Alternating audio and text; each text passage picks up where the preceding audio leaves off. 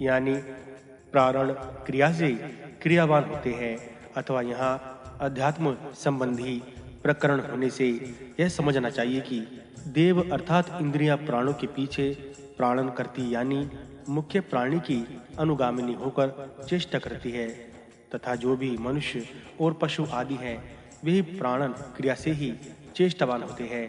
इससे जाना जाता है कि प्राणी केवल परिच्छिन्न रूप अन्नमय कोश से ही आत्मवान नहीं है तो क्या है, वे मनुष्य आदि जीव उसके अंतर्वर्ती संपूर्ण पिंड में व्याप्त साधारण प्राणमय कोश से भी आत्मवान है।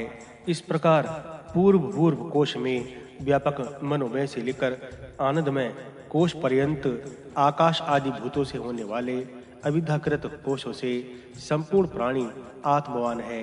इसी प्रकार वे संभाव से ही आकाश आदि के कारण नित्य निर्विकार सर्वगत सत्य ज्ञान एवं अनंत रूप पंचकोशातीत सर्वात्मा से भी आत्मवान है। वही परमार्थ सबका आत्मा है। यह भी इस वाक्य के तात्पर्य से कह दी गई है। देवगण प्राण के पीछे प्राणन क्रिया करते हैं, ऐसा पहले कहा गया है। ऐसा क्यों है सो बतलाते हैं, क्योंकि प्राण ही प्राणियों का आयु जीवन है। जब तक शरीर में प्राण रहता है तभी तक आयु है। इस एक अन्य श्रुति से भी यही सिद्ध होता है। इसलिए वह सर्वायुष है। सबको आयु का नाम सर्वायु है। सर्वायु ही सर्व आयुष है, क्योंकि प्राण के अनंतर मृत्यु हो जाना प्रसिद्ध ही है। प्राण का सर्वायु होना ही तो लोक में प्रसिद्ध ही है। अतः जो लोग इस ब्रह्म असाधारण अन्नमय कोश से आत्मबुद्धि को हटाकर इसके अंतर्वर्ती और साधारण संपूर्ण इंद्रियों में अनुगत प्राणमय कोश को भी प्राण संपूर्ण भूतों का आत्मा और उनके जीवन का कारण होने से उनकी आयु है, इस प्रकार ब्रह्म रूप से उपासना करते हैं, वे इस लोक में पूर्ण आयु को प्राप्त होते हैं। अर्थात प्रारब्धवश प्राप्त हुई आयु से पूर्व अपमृत्यु से नहीं मरते, पूर्ण आयु को प्राप्त होता है। ऐसी श्रुति प्रसिद्धि होने के कारण यहाँ सर्वायु शब्द से 100 वर्ष समझने चाहिए। प्राण को सर्वायु समझने का क्या कारण है?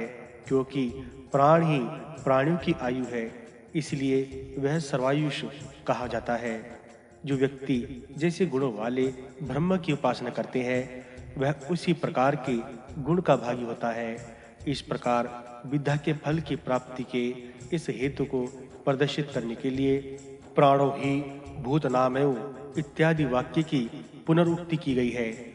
यही उस पूर्व कथित अन्नमय कोश का शरीर अन्नमय शरीर में रहने वाला आत्मा है, कौन जो कि यह प्राणमय है।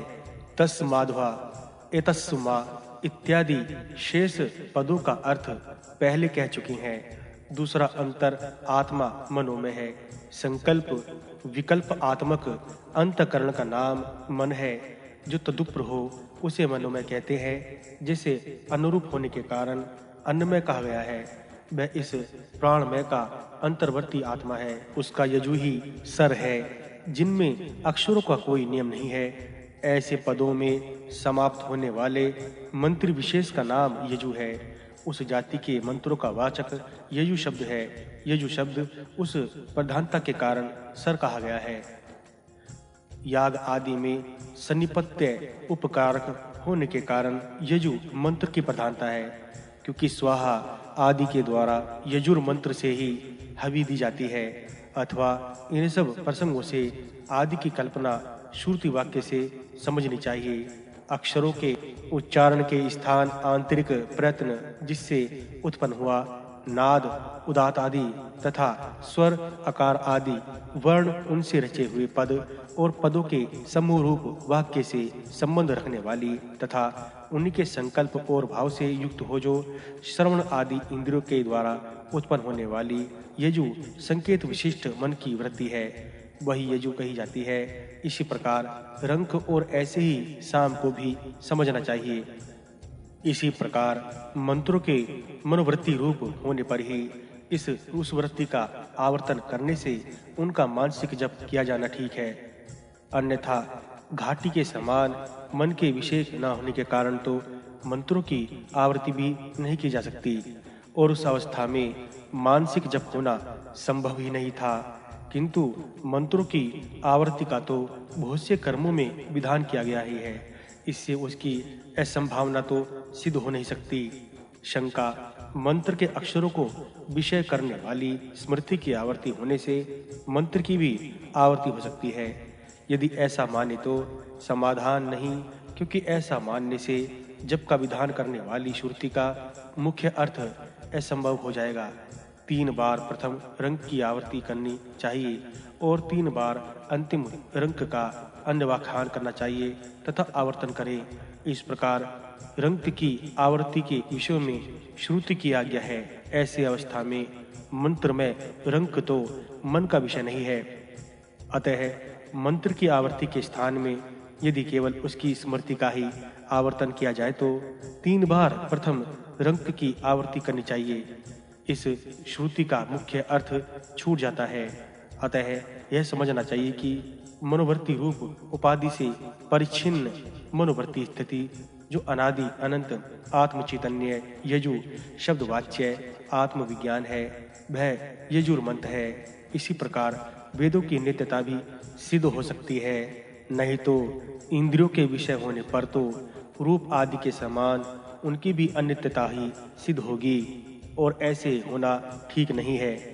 जिस समय जिसमें समस्त वेद एक रूप हो जाते हैं, वह मनरूप उपाधि में स्थित आत्मा है। यह नित्य आत्मा के साथ रंग आदि का एक तत्व बतलाने वाली श्रुति भी उनका नित्यत्व सिद्ध होने पर ही सार्थक हो सकती है। इस संबंध में जिसमें संपूर्ण देव स्थित है, उस अक्षर और परब्रह्म स्वरूप आकाश में ही रचाए तदात्म भाव से व्यथित है। ऐसा मंत्र वर्ण भी है। आदेश आत्मा, इस वाक्य में आदेश शब्द ब्राह्मण का वाचक है, क्योंकि वेदों का ब्राह्मण भाग ही कर्तव्य विषय का आदेश उपदेश देता है। अर्थवांग रस ऋषि के साक्षात्कार किए हुए मंत्र और ब्राह्मण ही पुच्छ प्रतिष्ठा है, क्योंकि उनमें शांति और पुष्टि की स्थिति के हेतुभूत कर्मों की प्रधानता है। पूर्ववत इस विषय में ही मनोमय आत्मा का प्रकाश करने वाला ही यह श्लोक है। चतुर्थ अनुभाग, जहाँ से मन के सहित वाणी उसे न पाकर लौट आती है, उस ब्रह्म आनंद को जानने वाला पुरुष कभी भय को प्राप्त नहीं होता। यह जो मनोमय शरीर है, मनोमय शरीर वही उस अपने पूर्ववर्ती प्राणमय कोश का शारीरिक आत्मा है। उस इस मनोमय से दूसरा इसका अंतर आत्मा विज्ञान में है, उसके द्वारा यह पूर्ण है। वह यह विज्ञान में भी पुरुष आकार ही है। यह मनोमय की पुरुष आकारता के अनुसार ही यह भी पुरुष आकार है। उसका श्रद्धा ही सर है, ऋत दक्षिण पक्ष है, सत्य उत्तर पक्ष है, योग आत्मा मध्य भाग है और महत्त्व पुच्छ प्रतिष्ठा है। उसके विषय में ही यह श्लोक है, जहाँ से मन के सहित वाणी उसे न पाकर लौट आती है इत्यादि अर्थ स्पष्ट ही है। उस पूर्व कथित प्राणमय का यही शरीर अर्थात प्राणमय शरीर में रहने वाला आत्मा है। कौन यह जो मनोमय है? वाक्यों का अर्थ पूर्ववत समझना चाहिए।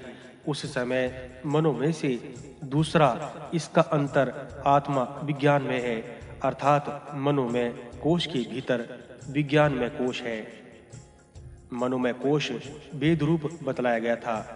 वेदों के अर्थ के विषय में जो निश्चयात्मक बुद्धि है, उसी का नाम विज्ञान है और वह अंतकरण का अध्यात्म वसाय रूप धर्म है। तन्मय अर्थात प्रमाण स्वरूप निश्चय विज्ञान से निश्चयात्मक बुद्धि से निष्पन्न होने वाला आत्मा विज्ञान में है, क्योंकि प्रमाण के विज्ञान पूर्वक ही यज्ञ आदि का विस्तार किया जाता है। विज्ञान यज्ञ आदि हेतु है। यह बात श्रुति आगे चलकर मंत्र द्वारा बतलाएगी। निश्चयात्मिकता बुद्धि संपन्न पुरुष को सबसे पहले कर्तव्य कर्म में श्रद्धा ही उत्पन्न होती है। अतः संपूर्ण कर्मों में प्रथम होने के कारण वह सर के समान उस विज्ञान में का सर है। रत और सत्य का अर्थ पहले शिक्षावली नवम अनुवाक में की गई हुई है। व्याख्या के ही समान योग युक्ति अर्थात समाधान ही आत्मा के समान उसका आत्मा है। युक्त अर्थात समाधान संपन्न आत्मवान पुरुष के ही अंग आदि के समान श्रद्धा आदि साधन अर्थात ज्ञान की प्राप्ति में समर्थ होते हैं। अतः समाधान यानी योग ही विज्ञान में है।